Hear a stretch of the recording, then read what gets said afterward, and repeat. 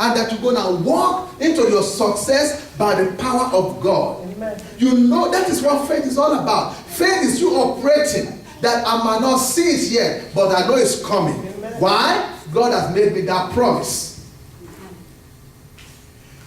I'm telling you, the problem with us is that we have all this fake testimony about lies. Instead of us to use the Bible, we use people that we don't even know the truth about their life. We hold up, we make megastar of people. We have people come and have the biggest church anywhere in the world now, teaching psychology instead of the Bible. They bring the latest data, and at the end of the day, just take one or two verses from the Bible to support what they are preaching. There are stories of their friends, and everybody look up to these successful people, and you want to be as successful as them. Let me tell you how it works. It's like you having a messed up credit.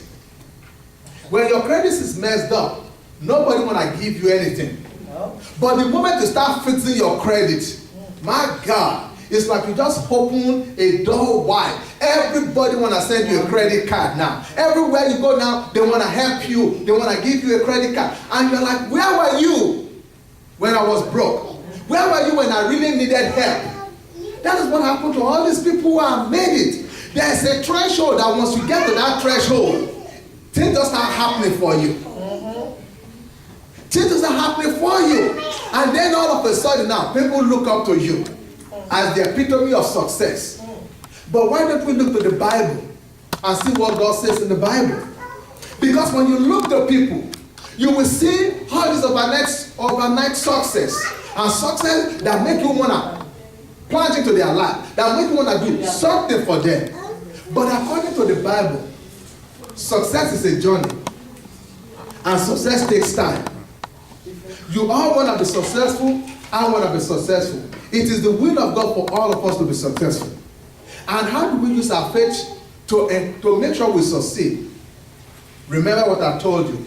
Christianity is done. It's not your doing. It's you walking in the favor of God concerning what God has already done in your life.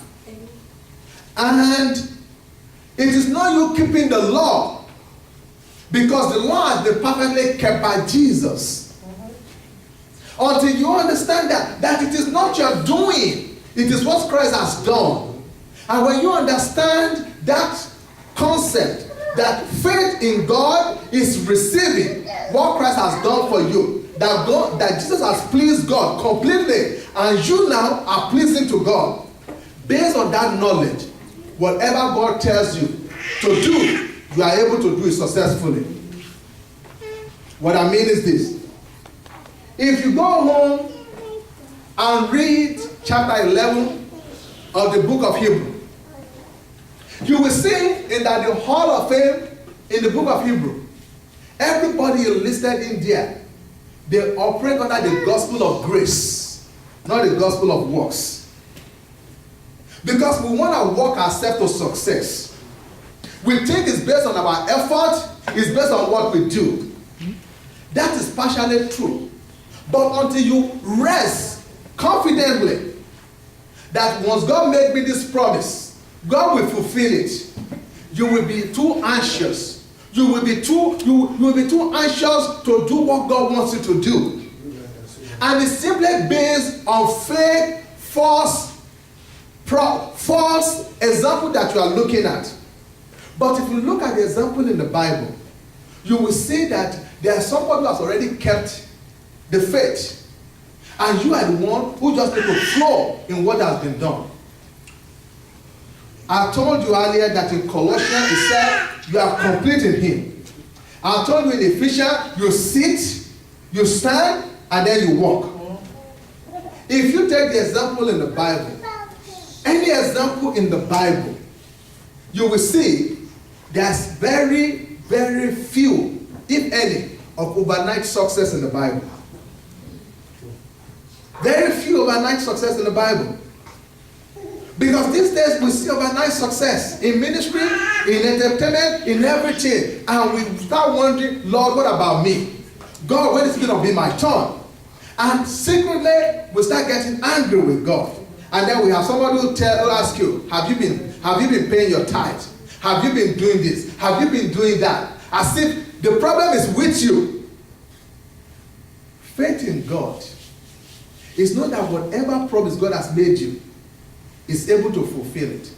We can take anybody, but let's just take David and Abraham and just paraphrase their life history.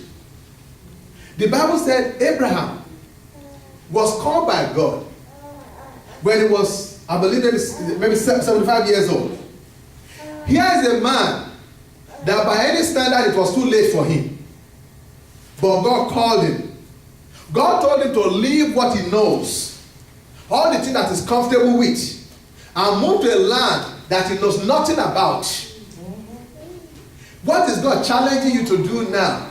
And you start saying, I rebuke you, devil. Devil has no good plan for you. The devil is not going to tell you to move. You're 53 and God said, maybe you should go back to school. I'm like, no way. 53, go back to school? You're tripping. There was a man I watched on TV. He was 45 years old and he was scuba diving. And he almost died there while he was scuba diving. And he just realized, wow, he was a police officer. He was first of all a school teacher. By that time he was a police officer. When he had that incident and he almost died,